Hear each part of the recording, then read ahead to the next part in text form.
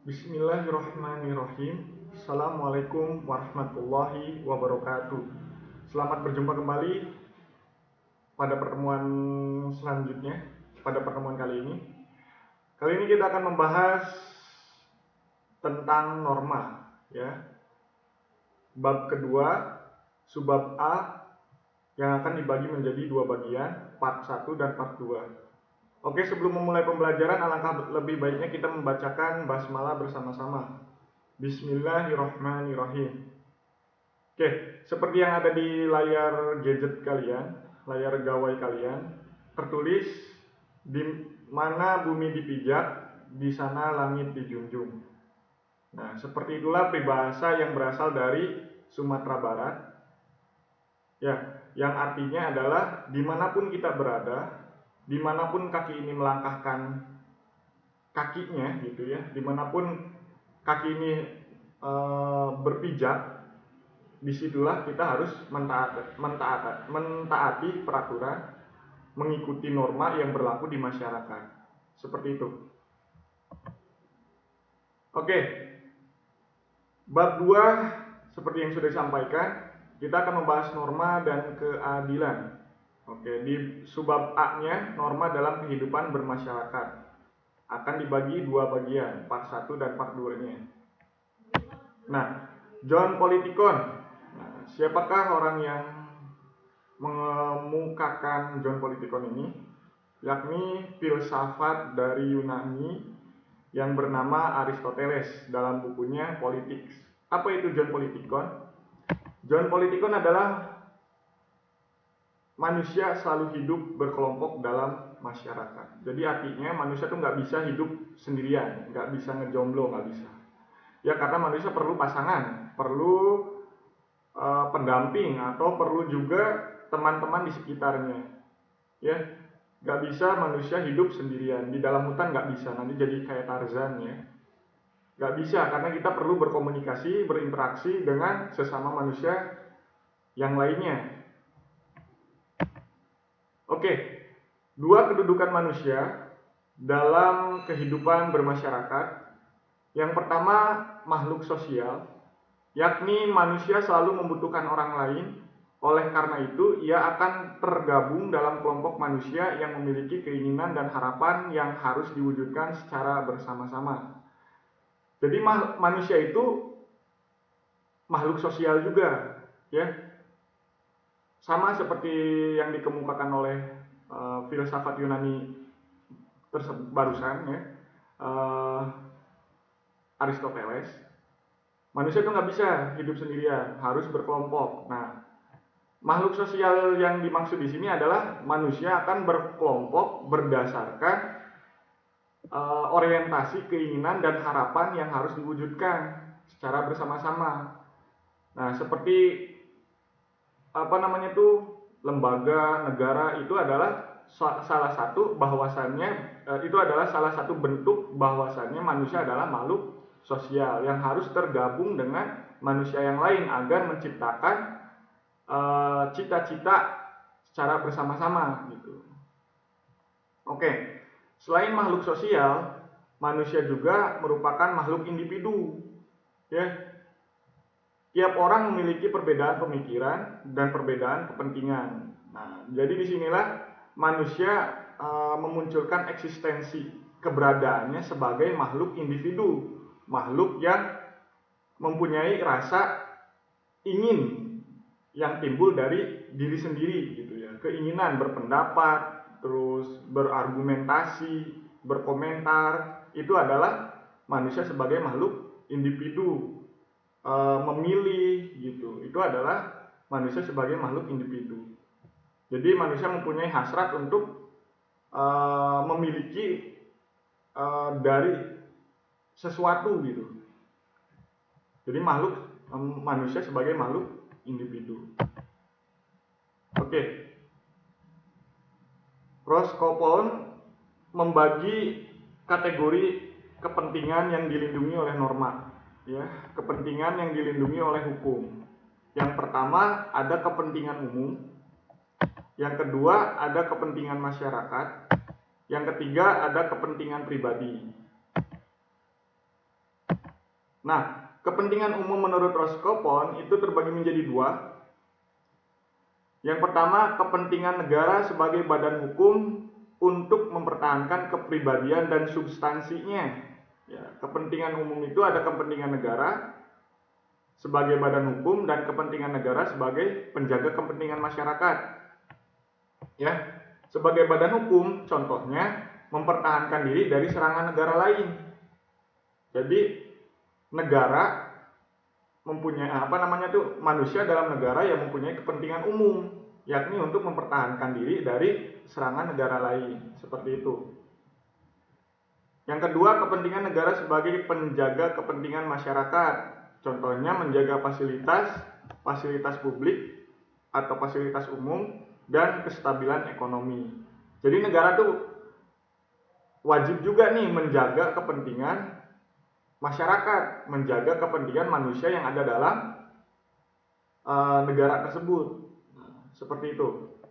Ya, mulai dari fasilitasnya, stabil ekonominya. Makanya ada asuransi, ada juga pelayanan kesehatan yang ditanggung oleh pemerintah. Atau pelayanan pendidikan yang ditanggung oleh pemerintah. Karena dasarnya pemerintah dalam hal ini adalah negara harus memenuhi kepentingan masyarakat, seperti itu. Oke, selanjutnya masih menurut Roscoe, kepentingan masyarakat terdiri atas, yang kedua kepentingan masyarakat ya. Yang pertama tadi kepentingan umum, yang kedua kepentingan masyarakat. Nah, terdiri atas 6 poin. Yang pertama kepentingan masyarakat bagi keselamatan umum. Nah, contohnya perlindungan hukum bagi keamanan dan ketertiban. Jadi masyarakat tuh harus merasakan keselamatan di muka umum, di muka publik gitu. Jadi harus dilindungi keselamatan di jalannya seperti apa. Nah, itu negara punya tanggung jawab terhadap ketertiban dan keamanan di masyarakat, seperti itu. Kepentingan masyarakat dalam jaminan lembaga-lembaga sosial, contohnya perlindungan lembaga perkawinan atau keluarga. Nah, kan udah ada tuh oleh pemerintah sudah disediakan seperti peradilan agama, terus KUA atau KPAI gitu ya. Itu adalah salah satu kepentingan masyarakat dalam jaminan lembaga sosial. Yang ketiga, kepentingan masyarakat dalam kesusilaan untuk melindungi kerusakan moral. Nah, contohnya tuh kayak peraturan-peraturan hukum tentang pemberantasan korupsi. Nah, itu adalah atau aturan-aturan yang berlaku di beberapa wilayah di Indonesia, contohnya Aceh gitu kan, itu adalah kepentingan masyarakat dalam kesusilaan. Contohnya hukum rajam kayak gitu ya, itu adalah salah satu untuk melindungi masyarakat dari kerusakan moral gitu ya. Keempat, kepentingan masyarakat dalam pemeliharaan sumber-sumber sosial, contohnya kayak lembaga sosial, yayasan. Nah, itu dilindungi oleh pemerintah ya. Kelima yang keempat itu bisa juga ormas. Nah, itu dilindungi dan difasilitasi oleh pemerintah. Nah, kelima, kepentingan masyarakat dalam kemajuan untuk berkembangnya manusia ke arah lebih tinggi dan sempurna. Nah, ini contohnya adalah kepentingan pendidikan. Nah, itu kan untuk memajukan memanusiakan manusia itu adalah lewat pendidikan. Keenam, kepentingan masyarakat dalam kehidupan manusia secara individual. Nah, ini ada sangkut pautnya sama yang barusan sudah dibahas yang di slide sebelumnya. Manusia juga adalah makhluk individu dalam lingkaran makhluk sosial. Jadi manusia itu bisa sebagai makhluk individu, bisa juga sebagai makhluk sosial. Nah, di sini nomor 6, yang poin 6 ini, kepentingan masyarakat dalam kehidupan manusia secara individual. Nah, itu misalnya perlindungan kebebasan berbicara. Itu adalah hak dari manusia secara individu untuk mengekspresikan pendapatnya di muka umum, seperti itu, di hadapan publik. Yang selanjutnya masih menurut Roscoe, yang ketiga kepentingan pribadi. Nah, ini terdiri atas 3 poin. Kepentingan pribadi, contohnya perlindungan terhadap fisik, kehendak, berpendapat, keyakinan, beragama, hak milik adalah salah satu kepentingan pribadi. Nah, ini biasanya dasar hak asasi manusia ya. Itu ada berkehendak, berpendapat, beragama, hak memiliki. Nah, itu adalah hak-hak dasar asasi manusia gitu ya. Ketiga, kepentingan-kepentingan dalam rumah tangga, contohnya perlindungan bagi lembaga perkawinan. Nah, itu adalah kepentingan pribadi. Jadi dilindungi nih kepentingan pribadi kayak gini tuh, kayak masalahnya kayak apa namanya, pernikahan. Nah, itu dilindungi, makanya ada buku nikah. Nah, itu adalah kalau misalnya ada kejadian KDRT ya, itu adalah dasar hukumnya gitu ya. Ada dasar-dasarnya gitu. Seorang suami nggak boleh ke istri seperti ini, istri nggak boleh ke suami kayak gini atau sebagainya. Itu nggak, catatan bahwasannya tidak boleh sewenang-wenang karena ada kepentingan pribadi di dalam kepentingan umum gitu, kepentingan keluarga gitu. Oke, kepentingan-kepentingan substansi, contohnya perlindungan harta benda. Nah, ini isinya perlindungan harta benda, makanya ada polisi ya untuk menangani masalah-masalah kayak perampokan gitu ya, jambret segala macam, copet. Nah, itu adalah kepentingan-kepentingan substansi yang dilindungi oleh apa namanya tuh, negara atau pemerintah. Oke, dalam kehidupan bermasyarakat, perbedaan kepentingan dapat menimbulkan adanya perselisihan, perpecahan, bahkan menjerumuskan ke arah terjadinya kekacauan. Jadi kadang kepentingan masyarakat tuh saling apa ya, maksudnya membuat beberapa kubu. Nah, membuat beberapa kelompok. Nah, di dalam kelompok ini mempunyai tujuannya yang berbeda.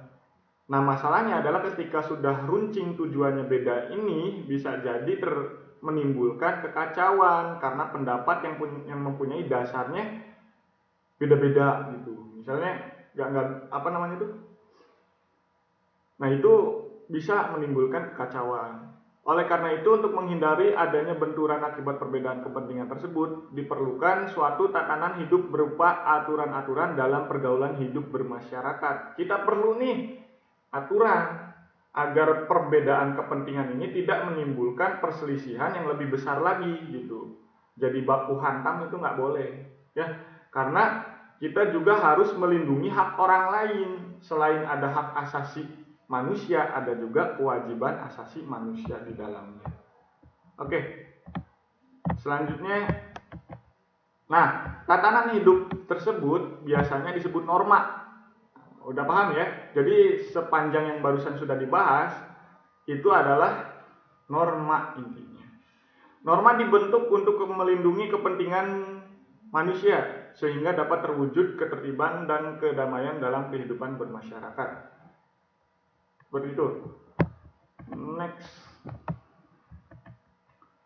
Seluruh kelompok masyarakat pasti memiliki aturan, bahkan ketika hanya ada 2 orang saja. Jadi ada 2 orang juga perlu aturan gitu ya. Misalnya nggak boleh nih saling pukul gitu ya. Karena nggak ada orang, pukul-pukulan juga nggak boleh ya. Karena di beberapa maksudnya kalau mau pukul-pukulannya di tempatnya gitu ya. Misalnya di ring tinju gitu ya, sudah difasilitasi di hanggar kayak gitu, itu boleh. Kalau seandainya karena asik nih berdua pukul-pukulannya nggak bisa, karena kita harus mentaati peraturan yang ada di lingkungan masyarakat. Pasti akan ada aturan atau norma yang mengatur kedua orang tersebut berinteraksi. Ada tuh aturannya, cewek cowok berduaan di dalam ruangan nggak boleh gitu ya, ada aturannya gitu kan ya. Tapi di tiap wilayah berbeda-beda. Nah, kita ikuti aturan yang berlaku di dalam masyarakat, di dalam lingkungan tersebut gitu ya. Nah, Cicero, bukan Cicendo ya, Cicero itu lahir 106 sampai 43 sebelum Masehi. Jadi ini orang ahli hukum nih. Bangsa Romawi mengatakan bahwa ubi societas ibi ius. Nah, metode. Artinya di mana ada masyarakat, di situ ada hukum. Kalau ada masyarakat ada hukum. Ya lingkungan keluarga aja yang kecil pasti ada aturannya gitu ya. Misalnya kalau mau dapat uang jajan ya nyuci dulu biasanya ya. Cep nyuci dulu itu kan untuk mendapatkan haknya. Biasanya dikasih apa dulu, gitu ya. Jadi itu adalah hukum, aturan. Di mana ada masyarakat, di situ ada hukum. Nggak bisa tuh terlepas dari hukum, pasti ada. Kalau nggak ada hukum namanya barbar itu ya, anarkisme. Ya, oke. Di mana ada dua orang atau lebih, maka hukum adalah sesuatu yang wajib ada untuk mengatur hubungan antara dua orang atau lebih tersebut supaya tidak terjadi kekacauan. Oke ya. Ini next aja dah. Terlalu panjang. Setiap kelompok masyarakat memiliki perbedaan corak budaya dan sifat. Oleh karena itu, aturan atau norma yang berlaku dalam setiap masyarakat tentu berbeda-beda. Udah jelaskan kan ya? Setiap masyarakat punya aturannya masing-masing. Ya, jadi kita harus menyesuaikan aturan yang berlaku di dalam masyarakat atau lingkungan sekitar yang kita tempati. Oke. Apakah kalian tahu tentang macam-macam norma yang berlaku di masyarakat? Norma yang berlaku dalam kehidupan masyarakat terdiri atas berbagai macam. Ada 4 nih, norma kesusilaan, norma kesopanan, norma agama, norma hukum. Oke. Kita tutup dengan membaca hamdalah, alhamdulillahirabbil kafaratul majelis, subhanakallahumma wa bihamdika, asyhadu an la ilaha illa anta, astaghfiruka wa atubu ilaik. Nah, tugasnya, latihan soalnya. Ini next. Buatlah pertanyaan mengenai norma yang diketahui oleh kalian. Mengapa di jalan raya sering terjadi kecelakaan? Jadi dibikin oleh kalian beberapa pertanyaan yang nanti dijawab sendiri. Ngerti ya? Contohnya adalah mengapa di jalan raya sering terjadi kecelakaan. Nah, kemudian buat jawaban yang kalian ketahui dari pertanyaan tersebut. Bikin soal, bikin jawaban gitu ya. Bikin masalah, bikin penyelesaian gitu ya. Lu yang bikin masalah, lu juga yang bikin penyelesaiannya gitu ya.